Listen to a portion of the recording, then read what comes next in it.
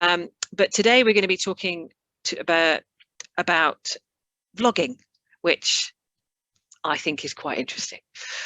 So when I spotted that Felicity had done some work and deep research around vlogging, I was like, Felicity, this is something you have to talk about.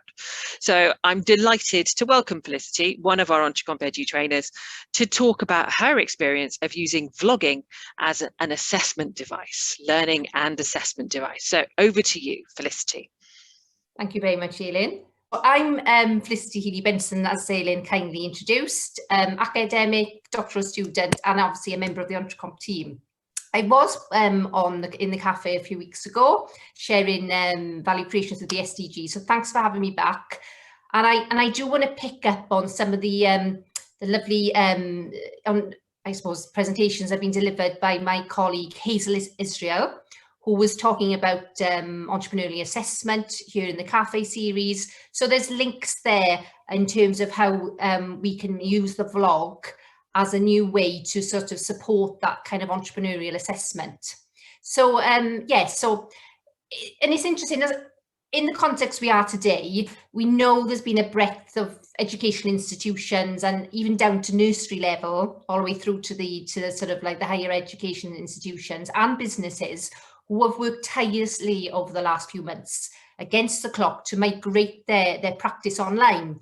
So it's been a really key point of reflection, really, for us to consider how well were we in terms of being prepared to skill ourselves and our learners to engage professionally and authentically on screen. So I know we've kind of all had to like catch up on that quite quickly. So this presentation begins with some research and practice, which I began over 2 years ago, really, when I attempted to respond to some employer feedback that there was a gap in verbal oracy, okay, coming through from the educational pipeline, and specifically the confidence to engage in professional, internal and external digital communications. So if I can switch over. Slide. Yes, so let's get specific then, because I know I did not invite the vlog, okay? The vlog activity can conjure up many types of video product, okay? But what we've been used to more traditionally in the education sector is the reflective vlog. So, you know, where we get students to come and, you know, feedback and give some ideas and record them and share them. So that's very established, particularly in higher education institutions. But this is a very niche aspect of vlogging, and it puts students, which can be of any age, I note, in some form of role play of a real life context, okay? It focuses upon the presenter stripped back to their authentic self to be able to communicate a message to a specific audience. So if I get you to think about a continuum of skills from those who know their material confidently, for example, in a TEDx presentation, compared to somebody who's reading slides from a PowerPoint in a classroom, okay? It's quite a big continuum, okay? So we're trying to push students along and learners from as early an age as we can catch them to actually be able to just be able to sell themselves, their ideas to the screen, okay? And as an educator, I've worked in this specific, I call it the professional context vlog. You know, that came about after the work. I didn't sort of wake up and said, I'm going to call it, I need this. But it kind of covers what we're trying to do. And that's make people confidently in a professional context be able to use the vlog to communicate. So it is being documented in a forthcoming book now with Routledge in the summer, which is great, with the Mid-Sweden University. And it is about being able to share a message with minimum amount of text and support. But I do want to say, even though I've done this in an HE context, I have young children, I work with primary schools, and it's the seeds that we need to be developing much, much earlier on in the educational pipeline, okay? And I'm targeting the entrepreneurial skill sets, okay, where we can actually get your message over, whether it's to win support for your project or sell a message to support change agency, for example, or even kind of, you know, as an entrepreneur or an entrepreneur. So the vlog then is, if I could just swip over, is important to entrepreneurship and value creation endeavours. So what I've got here then is just some background as to where this is coming from, it is about focusing on oral communication, which factors high in the global skills forums around the world. But in academia too, academics and researchers should be able to verbally communicate their ideas, not just through the written research work and papers and all sorts that's normally used to convey ideas. And for employees, they have noted that their graduate intake, despite their technical savviness to speak in front of a camera group, they do come across as impairing, uncertain and incompetent. And I spoke with like a leader in Tata Steel, for example, and he mentioned that there are times when he needs a graduate to be able to pull together a communication very quickly to get a message out. It could be a safety incident, and they don't want somebody to go away for a few weeks and create a vlog over as a project. They want them to get up and be able to do that quite quickly. So when I actually tried to sort of integrate this as an assessment then to sort of like target those skills and actually assess them, I found there isn't a great deal of academic literature on vlogging, and definitely not as a communication device in the way that I wanted it to be used. And there's definitely an undervaluing of oracy, an overemphasis on the written, and we do need to have more authentic assessment to improve these kind of skills to carry the entrepreneurship agenda for us. So next slide, please, Elaine. So just to make the links very explicit then, so even though I set out to target 21st century skills, higher order thinking skills, there's a clear connection to entrepreneurial competence development. So if you think back to, if you have been on the EntreCompEdu programme, to module 4, where we talk about assessment of and for learning, checking where students are in their learning and how they can improve, we recognise that maybe we don't go far enough if we want students to become independent learners and demonstrate these types of competencies that I just mentioned. So really this assessment I see is not so much a bolt-on, but it's an integral component of what they are doing. So the assessment and what they have to prepare for it isn't actually part of the skill sets journey. So I wanted to have an assessment device that would envelope all the key requirements. So it's checking understanding, developing the skills they need in the real world, competently selling evidence-based ideas, whether that's for personal, business or social endeavours. So they need to be able to, hook their audience in, focus on audience, speak with empathy, competence, elegance, authority. And essentially, if you think about it, entrepreneurship skills is built on strong oracy skills, the ability to sell your message or ask for support, express oneself fluently and grammatically correctly. And it takes practice that students don't necessarily get in their formative years, and kind of wanes off quite terrifically even in HE. Because I think of it, the best we have done for quite a long fashion is to get people together in a group presentation, stand in a classroom, take their turns and read from notes and off the screen. So this vlogging is really taking people out of their comfort zone, where they're not being asked to memorize their script. There are tools and techniques in which they can find ways to trigger key words that they can sell their message and record it. So let's get into the nitty-gritty then of the actual vlog. So I have got a link there, and it is basically was my first vlog that I did to sell the message when I was kind of sort of starting out on this journey, when I really hadn't kind of tested it with students. And it's interesting, I had quite a lot of good feedback from that, which gave me the impetus, especially when it came from the employers, to actually really, trial this approach. And one of the things I kind of felt passionate about doing, even though I mean, I'm not somebody that even had a video at my wedding. I don't like being videoed. But what I noticed was that putting myself through the pain and actually forcing myself to actually make a vlog and then sharing it with my peers was quite a big growth point for me. And I I captured that kind of pain and the growth and satisfaction I got that. And I tried to map that in then to the assessment journey for my students. So you can take a look at it. It's about 5 minutes, but not for today anyway.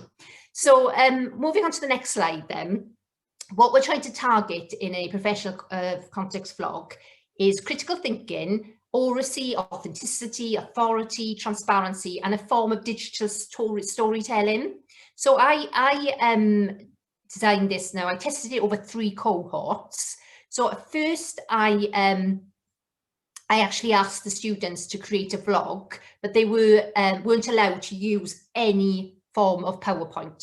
So they had to answer to a brief, which I'll show you in the next slide, and they had to record it. Because it's obviously got to be, you know, connected to the university criteria, they still had to do their research, but they would actually cite it verbally. So they say things like, according to the World Economic Forum data 2018. So they would integrate their research points, and they would sell that message. And now some students like to put stickies around their room and they were triggered by that. Some people like to like script it quite well, and they kind of like learned it and managed to develop that. What was interesting, it was such a burn for these students. It was quite a significantly painful process.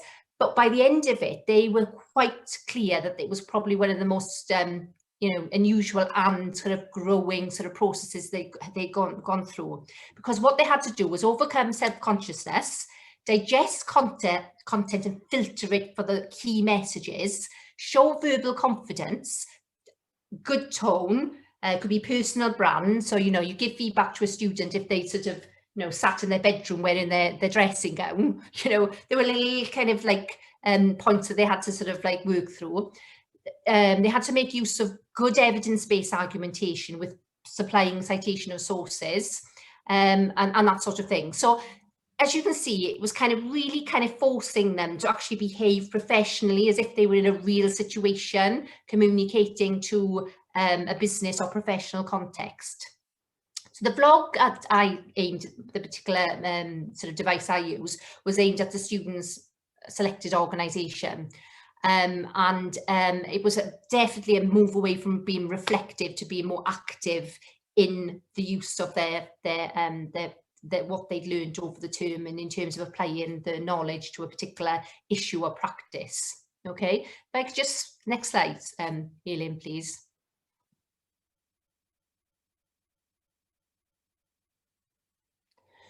So as I said, I started off with one iteration where they weren't allowed to use any form of support, no slides and imagery, no images, etc. And to be fair, I thought, you know, the student presentation was fantastic, and they did, you know, but there was some feedback. They said, oh, rather than rely on PowerPoint, could we just like maybe even have a flash of screens, or at least a couple of slides, just something that they make, because they might want to, for example, highlight a pie chart or an image or whatever. So for the second vlog, I relaxed it, and I allowed them to actually use PowerPoint in as long as it was a very, very sort of small window of time. They still had to make sure that they weren't a voiceover. They had to appear in front of the screen, and they had to be, it was literally as a tool, as an assist rather than a reliance. But what was interesting is you give students a bit of string and, you know, they would, it almost like it was too much for them. They kind of wanted to they ended up by to have voiceover presentations. It was all slides again, and it did weaken the process. So there's quite a difference between my first iteration and my second iteration. So for the third iteration, I kind of put more explicit rules as to how they could use that, and getting them to use other things other than PowerPoint to actually use as a device just to flash up on screen. So it's sort of taking them off that kind of those stabilizers. So next slide then, please, Eileen. Some of the sort of, just for some of the challenges the students reported back using their own language, was they found it quite a challenge to filter key points for emphasis, just getting through the techniques of, you know, making it, uploading it, finding the balance between, you know, speed and quality, finding a way that they could actually find a natural tone and energy to give them sort of a sense of authority, succinctness, verbal backing of their arguments, being able to reference within their natural language. So if you think about it, these are all things that entrepreneurs need to be able to do. You know, thinking back to the Dragon's Den slide a few minutes ago, you don't have people coming in for a pitch, relying on slides. They have to be able to do this in a confident and authoritative way. So the next slide, please, Elaine. So some of the actual statements then recorded in the feedback, because I did collect quite a bit of feedback from the students as well, was they found it quite a challenge, but being able to learn to relax in front of the camera, overcome self-consciousness, how to digest content before actually engaging in the vlog, converting scripts into prompts for explanation, how to actually engage with the screen so they weren't just kind of monotone, summarising work with flow. And there's a lovely little capture here. The vlog changed how I was consuming information in HRM, because it was an HRM course. I had a clear target in my mind of what would be essential for discussion with my own business leaders and how I would need to verbalise key aspects of what I'd learnt. So for me, that was quite a powerful statement, and it's just one of many, many that that was picked up on. So next slide, please, Helen.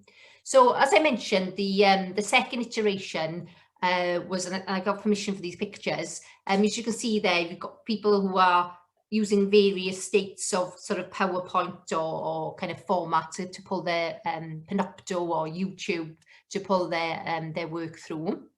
And then what can I say there? Really, it's a case of what was lovely was actually to see that students were actually becoming more alive. They were actually convincing me more powerfully of their arguments. So next slide, please. So there is this, and getting back to the techniques, there is this sweet spot then, which is quite powerful. If you compare the iterations, you don't want students to necessarily feel completely raw, that they're having to sort of remember a 10-minute vlog or a 7-minute vlog. But if you give them PowerPoint and you allow them to rely on that, they tend to, it weakens the skills that we're targeting. So there's this kind of sweet spot there where they have a little bit of media support, and it kind of really makes the powerful, the kind of highest peak of power, having the highest level of authentic voice identified. They have the highest quality of storytelling, whatever context they choose. Their confidence just spills out of the screen. And there's a higher stretch of self-reporting as well as educator marker identification of the skill sets reported. Okay, so it's quite sort of specific, and it will depend on the learner age group and the subject matter where that sweet spot lies within your discipline. I appreciate, but it's finding that sweet spot that's really important.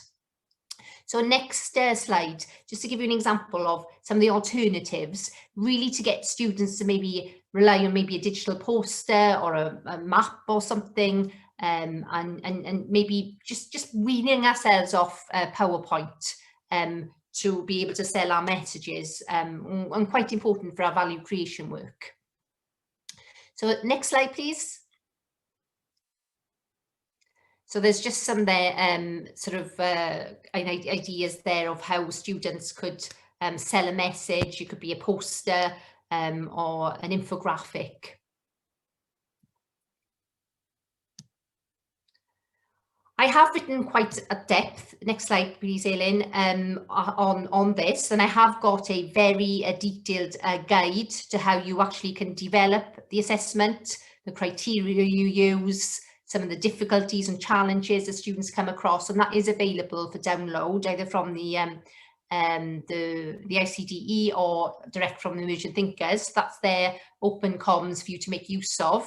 So you know, because there is some good sort of some learning there, you know, to sort of draw from, so you don't make the same mistakes that I've made along the way. And I just wanted to sort of like confirm that I do believe this is a valid assessment model, because as I said, it's not just about having an output capture. The very assessment itself is an ability for students to learn through and develop those skills that are going to support their entrepreneurship value creation work. It has gathered support from the wider research communities. Next slide, Elaine. I've taken it to global conferences, and it's been shared, and it's coming through in a Routledge books. So there is confidence that we are on the right path with this, and it's definitely in a way right on time for the sort of diet of work that's coming through now with more online and blended learning requirements because of the COVID context. Next slide, please, Helen.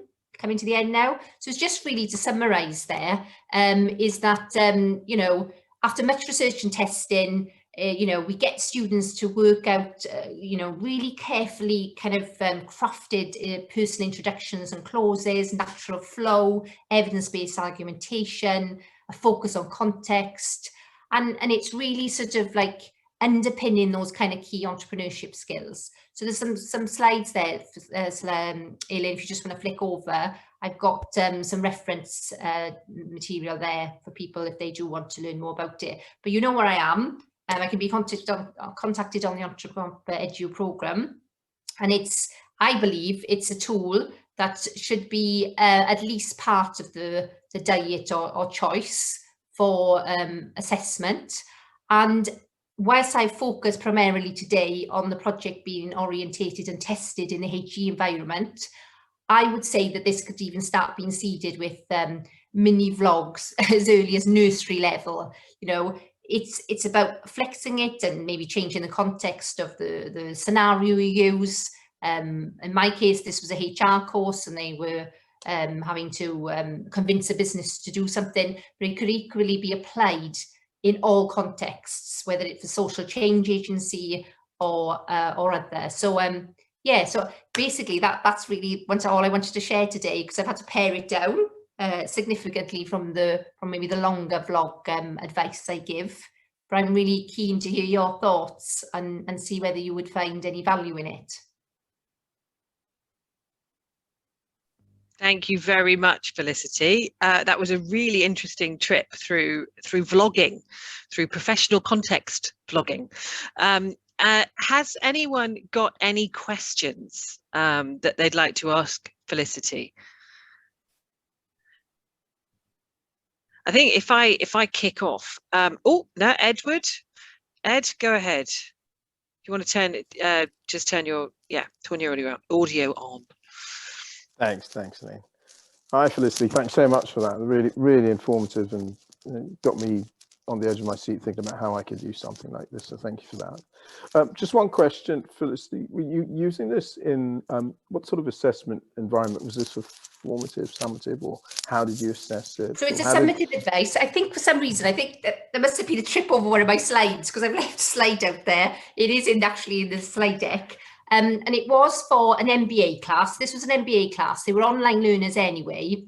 It was a summative advice assessment, so it was at the very end of the module. Yeah.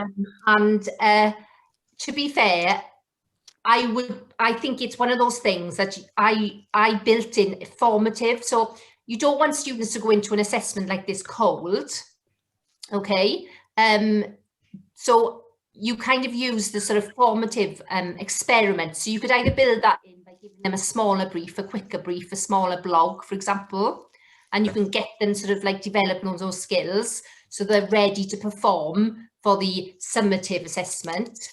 Or you could, you know, break the assessment up so that they partially work through it and, you know, they get a chance. I mean, this, you know, they got a chance to sort of share their draft with me. I didn't actually share their actual vlog draft, and this is all actually captured in my advice booklet. But I did ask them to submit scripts to me because obviously they had to support their work with, as usual, reference lists. So in terms of turning it in, they would support the vlog, which would be the video that was turned into me, and then they would have like a Word document which would list all the references. So one of the key issues with this, and it's a good question you asked me, because it kind of allows me to explain that criteria in which you build around this is quite scant out there, and that was really one of the other things I needed to do. And because this was something I was kind of experimenting with, I didn't have a university criteria assessment rubric to work with. So what I did was I made sure I used the traditional ones. You can see on the screen there, I'm still sort of like, I'm going to still checking using literature. So I can check for literature in the literature review box. I can check for understanding by listening in and what they've documented or shared with me. But in the bottom, usually, typically in any sort of assessment, there's usually this thing called skills for life. And in there, I captured things like their tone and authenticity, the quality of the production, and that sort of thing. So I was able to sort of shoehorn some of the additional skill sets that were being shown or revealed to me in there. Now, ideally, and I have, through my shares with different institutions around the world, there's obviously now, it's triggering other people to think about how they could develop a more effective vlogging rubric that would help us. But to be fair, it shouldn't stop people experimenting with it. And even though I've got a HE one obviously on there, but if I was to say this to, for example, a primary school, I would just dial it down to something like, you know, giving them marks for knowledge and research, evidence-based, and maybe then how they produced it and how confident they were, their tone. You can dial it down to be something quite sort of more basic, but still be challenging for that particular age group in that context. Brilliant. Thanks so much. Just one question before I steal it all from the others. Did you have much of a struggle elaborating to externals or others beyond the immediate MBA in the institution, or was it fairly well received? Sorry, what was it? Sorry, did I what? Sorry, I didn't hear that. So did you have much of a struggle sort of convincing? Oh, God, yes. Do you know what? When I first sort of launched the assessment, because I obviously pre-planned it, so it was already I kind of put it into my module and carved it into my module booklet, and because obviously you have to submit your assessments prior to be checked by externals and stuff like that. So the paperwork went all through fine. But when I introduced it to students that this was going to be their assessment device, I had meltdowns. I had literally grown people who were telling me, I can't do this, I didn't sign up for this, I didn't want to come and do vlogging, I came here to submit an assignment, a PowerPoint, and people literally, and that's where the kind of my own sort of pain, you know, that journey of pain, yes, where I made my first vlog. Like I said, not used to, and the thing is, I present now because of those skills that I learned, but I didn't even want my photograph taken, and I would certainly not have captured myself on video in any way, shape or form. And I had these materials where I showed my first vlog, and I was able to say, look, you just have to just do it, and I'd handhold them, I had to sort of give them the whole kind of research behind why this was important for their skill set, handhold them, and I did give them feedback, and I literally had to coax quite a few through it.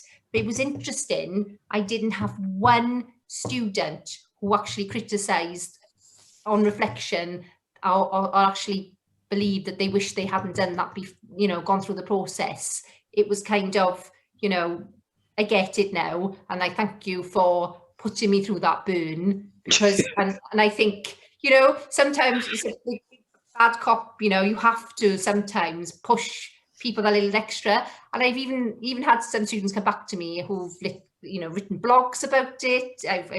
It's linked in with some of my materials, and I think you have to, you just have to sort of hold your ground. And I think the more material I've developed when I shared it with other practitioners is, you know, you just have to just go with your instinct, and you know, each cohort is very different, and you just have to recognize where their weak points are, and you just have to flex, have to flex with it and grow with the student. And their feedback just as powerful as anything else. Brilliant, thank you so much. Olu, did you have a question, because you had your hand up there briefly? Yes, I have two questions. Yeah. Oh, okay. So, Felicity, thank you for your creative presentation. Well done for everything you've done. The first question I want to ask is one of the highlights or to achieve in developing this is to increase, I would think, the critical thinking skills of our students. Yes. So, upon reflection, how would you say that this has helped? And while you are attending to Edward, you mentioned you've test-run your work with the MBA students. Just only MBA students, and what can you say about their level of critical thinking? Has it improved over time? Yes. Okay. What I would say is Did I have end products, as in when I tuned in to my end of module assessment and actually looked at the quality of what those students had produced, I can say hand on heart there was a massive outreach. And the reason it is, unfortunately, we have come into a stage of society where it's very easy to professionally, and I mean this in a student context, put together an assignment, cutting and pasting with very little thinking.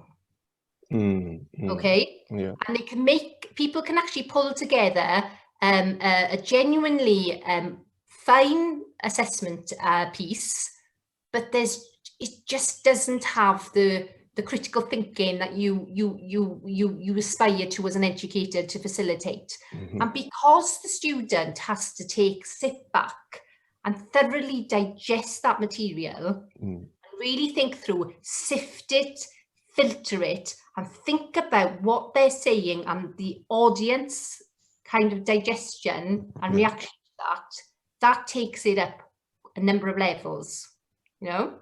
Yeah. And I think it's the responsibility that you have when you're actually having to explain something to someone else. You can't BS it, okay? And you can't copy and paste chunks together. You're going to come across as being a little bit kind of, you're not going to have fluidity, you're not going to have, you know, that kind of clarity of thinking. You're not going to sell, you're not going to enthuse, you're not going to empower, you're not going to engage, you're not going to get those backers, you're not going to get people to change their thinking and follow you to do something differently. And I think that's where the oracy, the power of the oracy, the power of the vlogging is seated. Yeah, thank you. I quite relate with you with that, because I agree with you completely that with due respect to our students, the level of critical thinking is at times, it's like you have to push it to be even at the required level. So I think this has come to help in some massive way. Thank you for that. My second question, before I hand over back to Ellen, is you said you've tested this with some employers and you got very good feedback.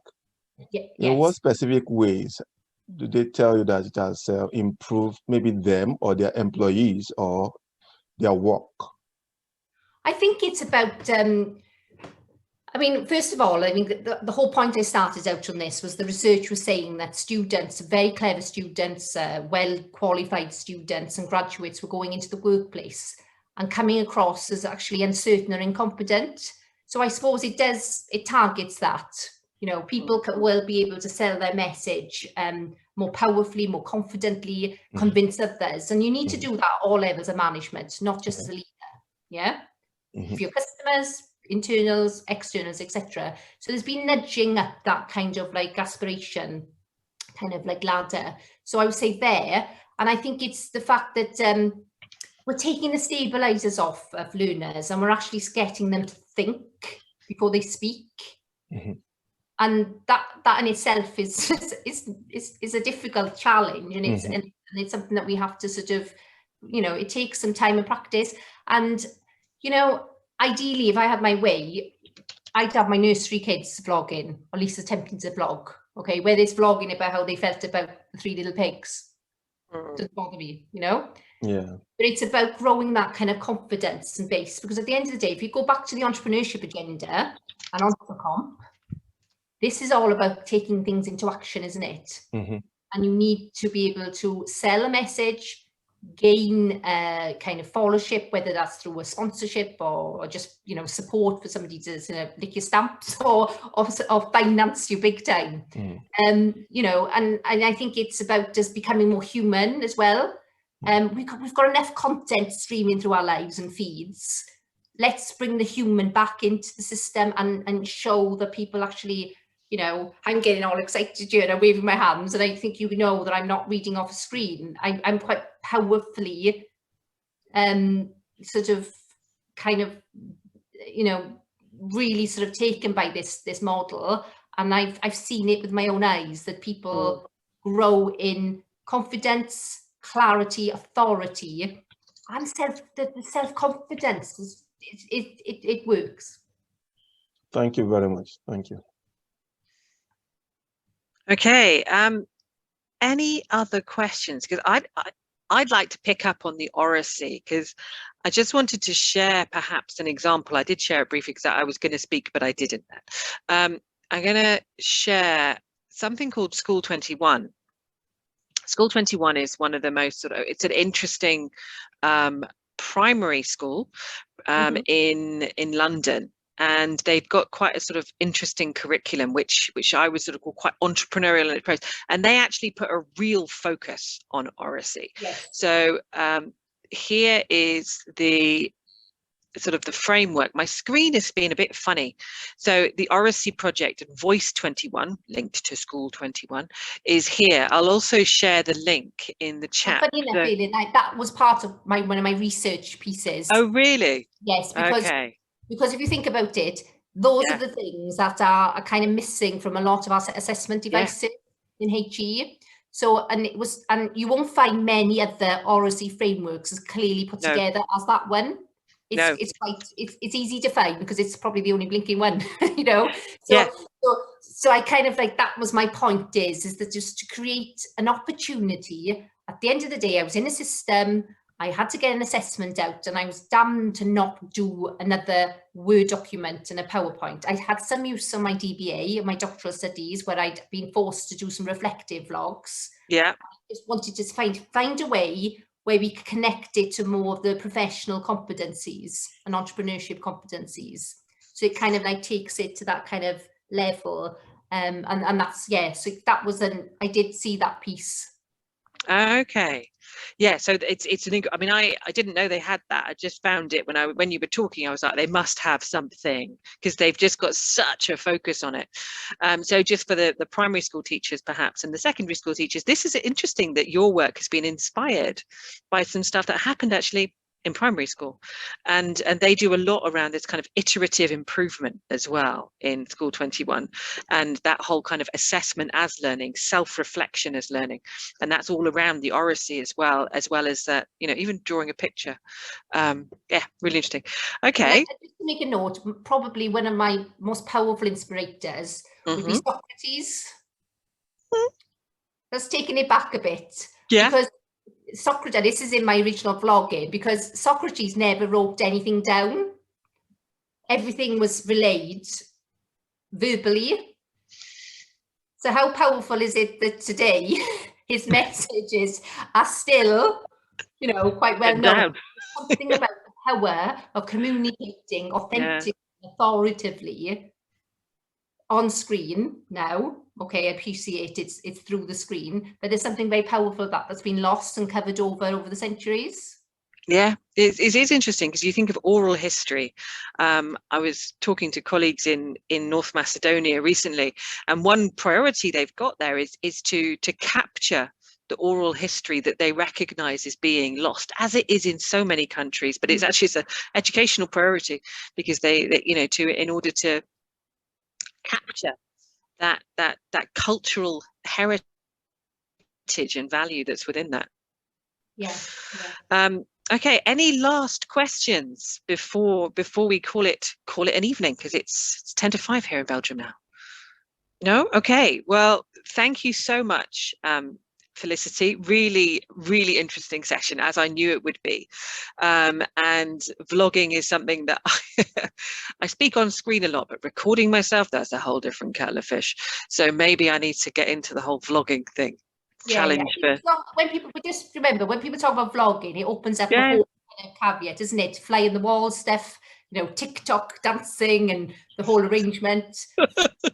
Vlogging's been around in IT for a long time. It is a very niche aspect, but it's the subtleties of the niche and the nuances of that is worth a new look, I think. And like I said, there's more material behind the scenes there. You can download it. Maybe we'll put the link to my document in the final share on EntreCompEdu Café. So people absolutely, definitely, and I think that's it, and the depth it brings to that learning experience. You know, the depth it brings so much as well for the questions, because I think you know, that's the only thing about vlogging, isn't it? Is that it's a capture, it's an assessment, and you kind of like, I would shout at my screen like, oh, and then I forget that they were recorded, you know, and when you actually feel like you're actually shouting at the screen to ask the students more because you're so interested, that's quite invigorating.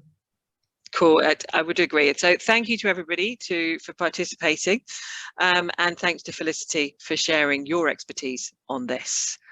Have a lovely evening, everybody. See you next week. Norris Kruger, 4 o'clock next Tuesday. Thanks, guys. Bye.